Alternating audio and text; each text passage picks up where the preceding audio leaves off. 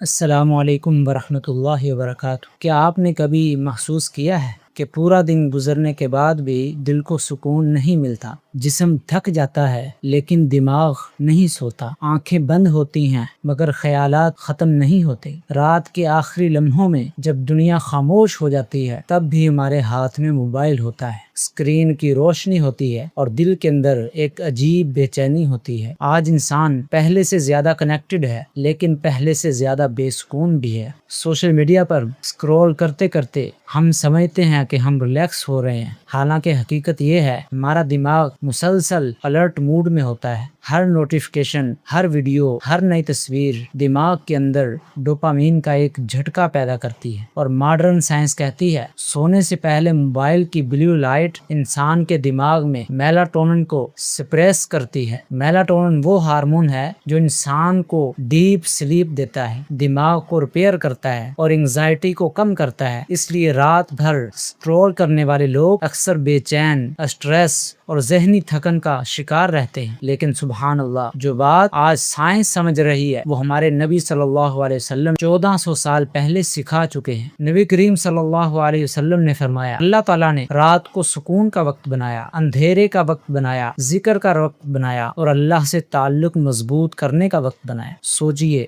جب ایک مسلمان سونے سے پہلے وضو کرتا ہے تو صرف جسم نہیں دھلتا بلکہ دن بھر کی تھکن بھی اترنے لگتی ہے۔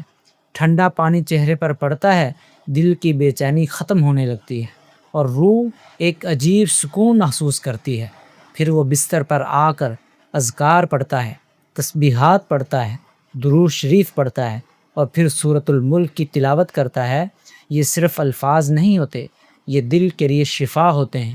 قرآن کی آواز دماغ کے شور کو خاموش کر دیتی ہے۔ ذکر الہی انسان کے نروس سسٹم کو کالم کرتا ہے، اور جب بندہ اللہ کو یاد کرتے ہوئے سوتا ہے تو اس کی نیند صرف جسمانی آرام نہیں رہتی، وہ روحانی سکون بن جاتی ہے۔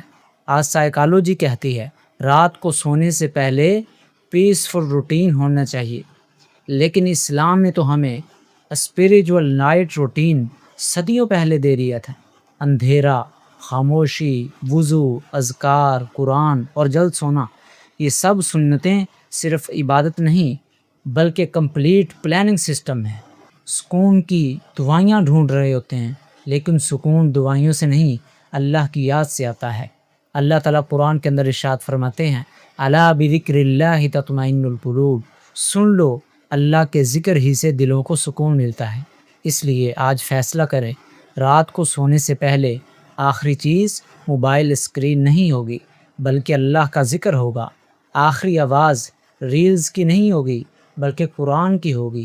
آخری روشنی بلیو لائٹ نہیں ہوگی بلکہ ایمان کی روشنی ہوگی۔ اور یاد رکھیں، جو انسان اپنی راتوں کو سنت کے مطابق بدل لیتا ہے، اللہ اس کے دنوں میں بھی سکون بھر دیتا ہے۔ اللہ تعالی ہمیں سنت نبوی صلی اللہ علیہ وسلم کے مطابق زندگی گزارنے کی توفیق عطا فرمائے۔ آمین یا رب العالمین۔